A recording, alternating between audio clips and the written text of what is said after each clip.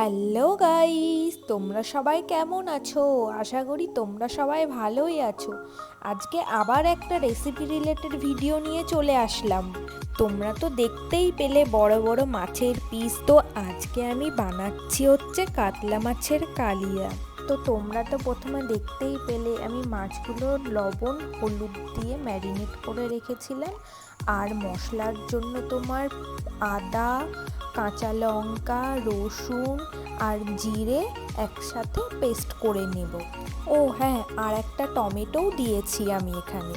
তো এবারে দেখতেই পাচ্ছ আমি মাছগুলো ভেজে নিচ্ছি। এবার আমি মাছগুলো ভেজে একে একে তুলে নেব। আর মাছগুলোর সাইজটা এতটাই বড় ছিল, আমার তো কড়াইয়ে দিতে খুব ভয় লাগছিল আর তেলও ছিটকে আসছিল। তোমরা হয়তো দেখে বুঝতেই পারছো। তো এখানে আমার মাছ ভাজাগুলো হয়ে গেছে। এবার আমি মাছ ভাজাগুলো একটা একটা করে তুলে নিচ্ছি।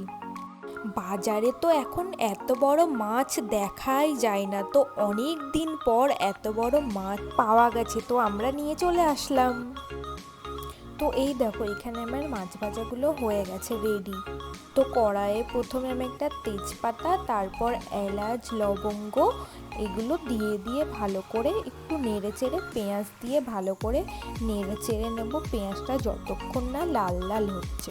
এই দেখো আমি এখানে মশলা রেডি করে নিয়ে চলে এসেছি। এবার আমি মশলাটা দিয়েও এখানে ভালো করে কষিয়ে নেব।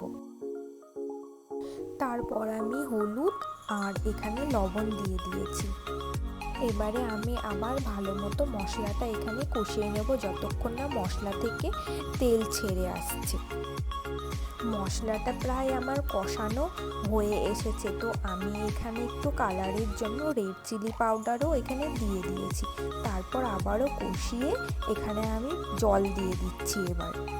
আর আমি যেহেতু দই খাই না, তো আমি সেই জন্য এখানে দই দিইনি।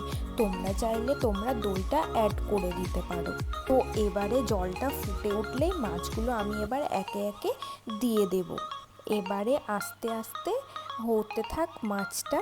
আর সেই একটা কথা আছে না যে মাছে ভাতে বাঙালি, তো আমরা বাঙালি, তো আমাদের মাছটাই বেশি পছন্দ হয়। আর বাজারে গিয়েই খুঁজে দেখি যে সবথেকে বড় মাছটা কোথায় আছে। তো কাতলা মাছের কালিয়াটা তোমাদের কার কার ভালো লাগে অবশ্যই কমেন্টে জানাতে ভুলবে না কিন্তু।